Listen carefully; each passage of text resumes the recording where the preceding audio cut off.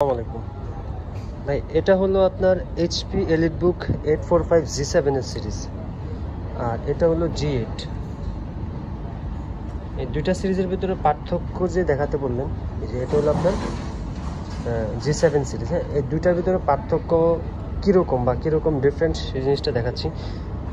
যেমন এটা হলো Ryzen 5 প্রসেসর, এটা সিপিইউটা মানে প্রসেসরটা ব্যবহার করা হয়েছে Ryzen 5 এর 4650 সিরিজ। এটা হলো 4650। আর G8 এ ব্যবহার করা হয়েছে,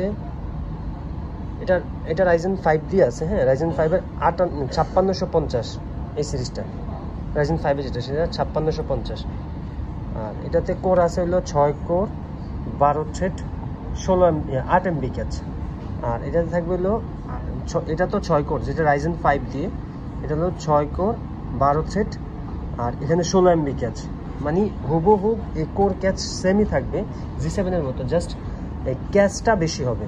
এটা যেমন G7 হলো 8 MB ক্যাচ আর G8 হলো 16 MB ক্যাচ, এই হলো ডিফারেন্ট। আর বাকি সব র্যাম এসএসডি সব কিছুই সেমই থাকবে। 16 GB RAM 512 GB SSD, graphics সব কিছুই সেম, জাস্ট এটা হলো ক্যাচটা বেশি, G8টা হলো ক্যাচ বেশি আর G7টা হলো ক্যাচটা কম।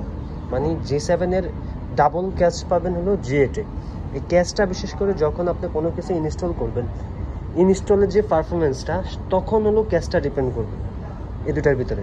G8টা হলো আপনার খুব দ্রুত রান করাবে, যে কোনো সফটওয়্যার যখন আপনি এন্ট্রি নেবেন ওই সফটওয়্যারে খুব দ্রুত G8টা আপনার G7 থেকে স্পিডটা বেশি দিয়ে সে আপনাকে এন্ট্রি নেবে।